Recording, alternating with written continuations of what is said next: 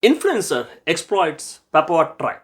Irish influencer faces backlash after labeling indigenous Papuan community a cannibal tribe in controversial TikTok story. Irish travel influencer Dara has sparked outrage online after filming a TikTok video in which he referred to an indigenous tribe in Papua, Indonesia as a cannibal tribe and staged a tense encounter for entertainment.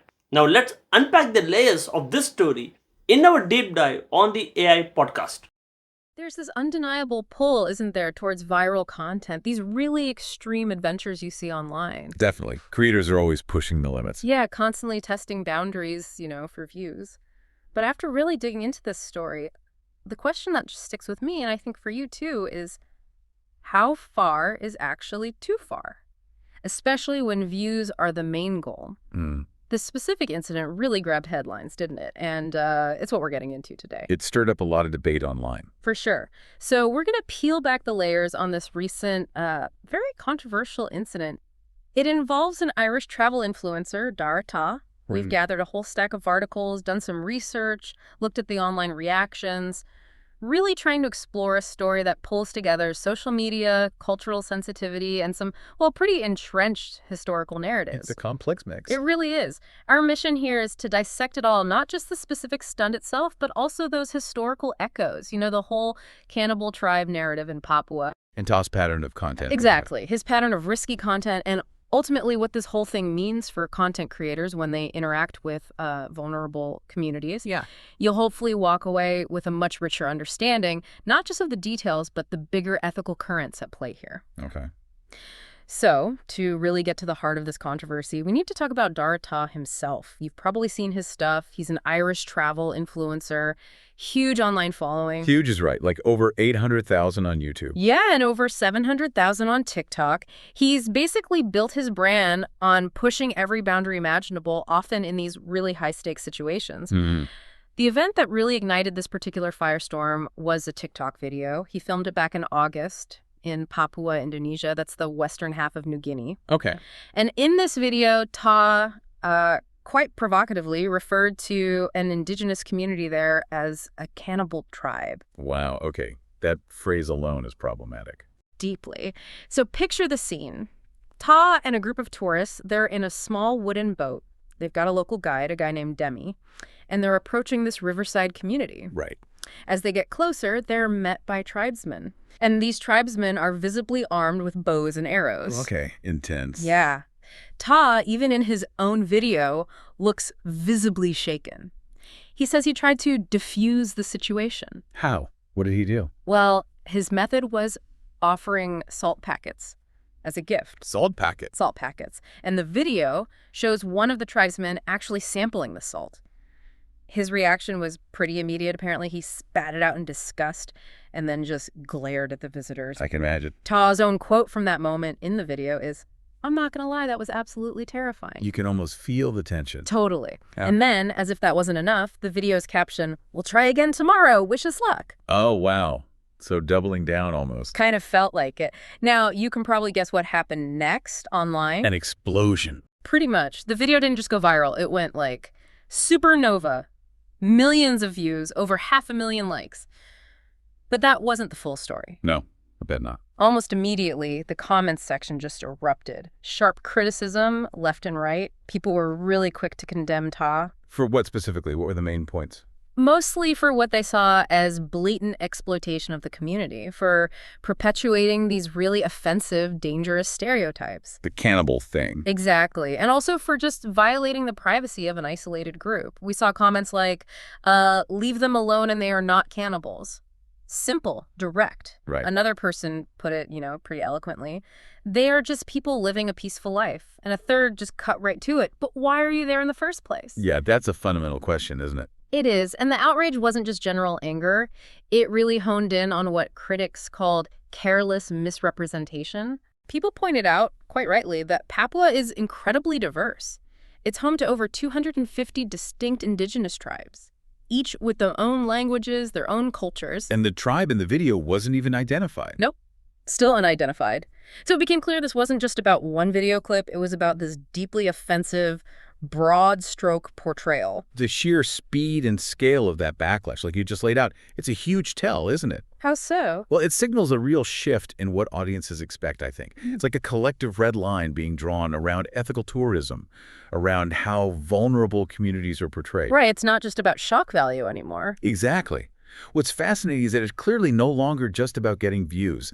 This immediate, widespread negative reaction, it shows a growing awareness among the public, and understanding that these actions, these online posts, they have global ripples.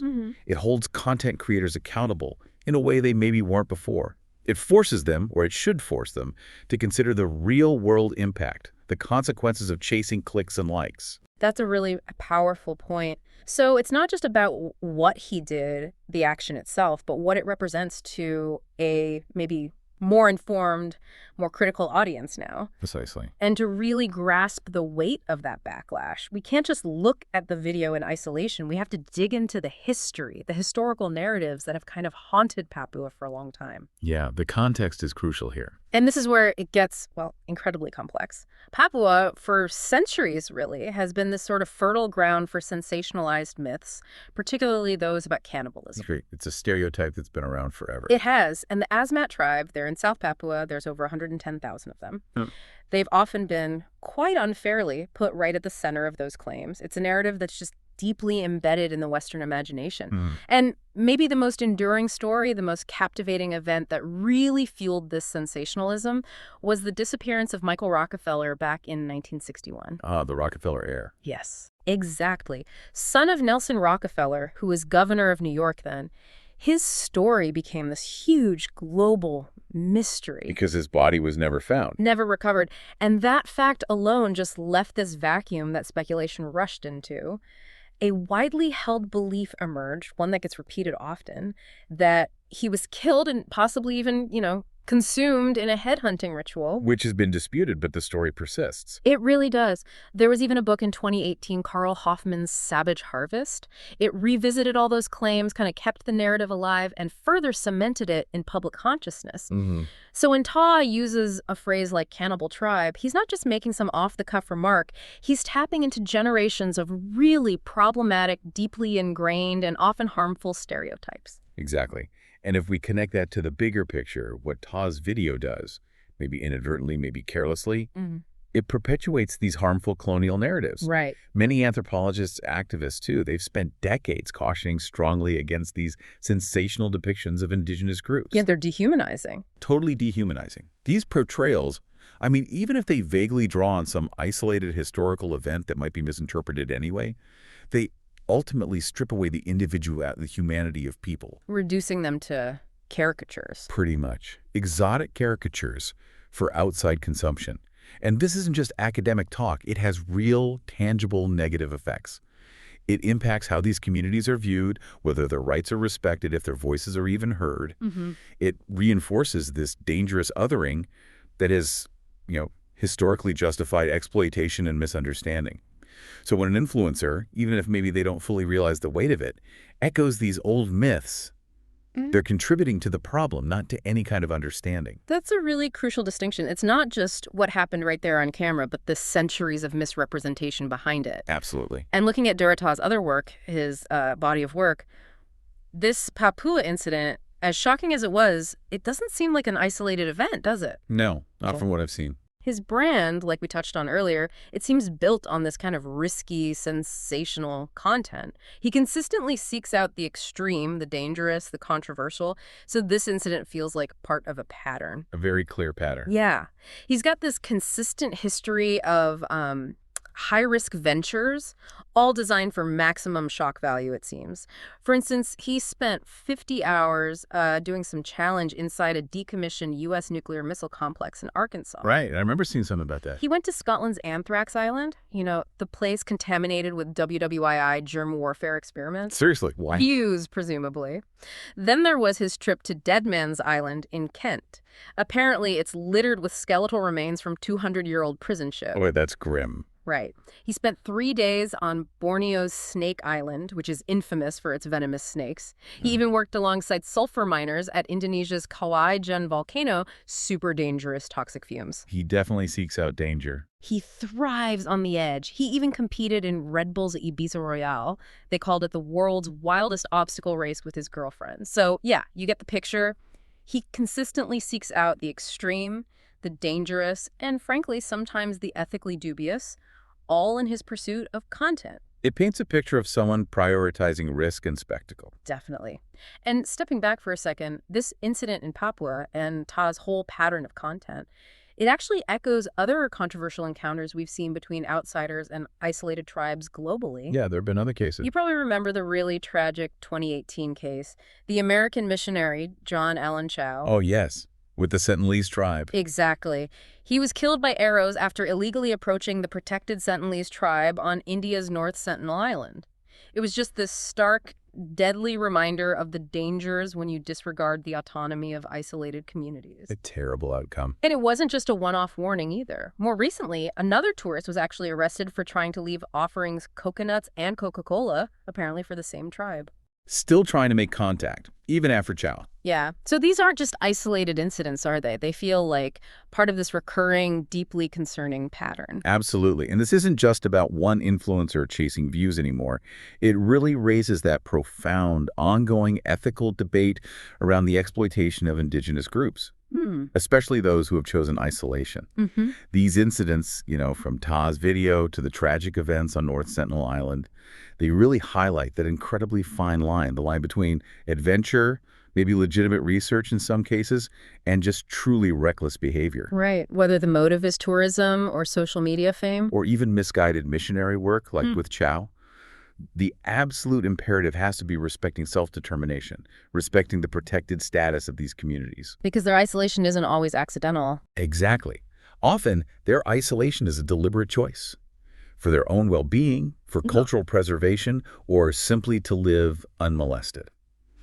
When outsiders disregard that, whether they mean to or just through ignorance, they risk not only their own safety, but the actual integrity and safety of entire cultures. That's fundamental. It's a fundamental issue of human rights and basic respect. That's a really critical point you're making there, that isolation is often a choice. It really puts the onus back on us, doesn't it, as people consuming content, and especially on the creators themselves, to think much more deeply. So what does this all boil down to? For us, the audience constantly consuming this stuff, and for the creators who are always chasing that next viral hit. Wow. I mean, while Ta's videos undeniably aim to thrill audiences, and let's be honest, they often succeed, the critics, and frankly the evidence we've discussed, seem to contend pretty strongly that his actions clearly cross ethical lines. It seems hard to argue otherwise in this case. It feels like it. And it's not just about pushing personal boundaries. It's about this dual risk involved, right? How do you mean? Well, he's risking harm to the indigenous communities he films, putting them in this unwanted spotlight, potentially exposing them to disease, cultural disruption. Who knows? Yeah, unintended consequences. But he's also risking harm to the tourists he brings along, leading them into situations that seem genuinely dangerous based on his own reaction. That's true. It's not just his risk. So the core message, I think, from this whole controversy really underscores the huge responsibility that influencers hold now. It feels like a call to respect cultural boundaries, to prioritize genuine understanding over cheap sensationalism. And avoid exploiting marginalized groups just for entertainment or profit. Exactly. And as of now, anyway, that specific Papua video, it's still online, still racking up views, and maybe more importantly, still attracting criticism. Indeed. Yeah. And if we step back again, connect this to the really big picture, it forces us, all of us, to confront a truly vital question, I think, which is, does the pursuit of viral fame and the very real money, the economic incentives behind it, does that ever justify putting vulnerable communities in the spotlight? Yeah. Especially without their full understanding or their genuine informed consent. Right. Can clicks ever be worth that potential harm? It's just a powerful reminder, isn't it, that our digital actions, those clicks, those shares, that quest for shock value, they have tangible, real-world consequences. Consequences that can deeply impact other people, other cultures. It's not just content floating in the ether. It's interaction with real human beings. Yeah. Wow. We've really seen today how just one viral video can spark this incredibly deep dive, haven't we? Into really complex stuff, media ethics, historical misrepresentation, the responsibilities we all have as global citizens, and especially content creators. We've explored the specific stunt by Dara, that doubly problematic cannibal tribe narrative that just echoes these difficult colonial pasts. Ta's pattern of risky content, too. Right, his pattern and the broader ethical implications of, well, exploiting vulnerable communities just for views. We've really delved into how that pursuit of viral fame can collide head-on with these deeply rooted ethical responsibilities and historical narratives. It really leaves us with a compelling question, doesn't it? It certainly does. In this hyper-connected world we live in, where information and images just spread instantly, how do we, as a collective audience, balance that desire we have for captivating stories, for thrilling content, with the absolute imperative to protect vulnerable communities and to challenge these entrenched, harmful stereotypes? It's a tough balance. How do we make sure that our quest for entertainment doesn't end up coming at the cost of someone else's dignity or their safety or their cultural integrity? Something definitely worth pondering the next time you scroll past that next extreme adventure video online. Okay, one question for you. Is risking the safety of both tourists and tribes for online fame ethical or irresponsible?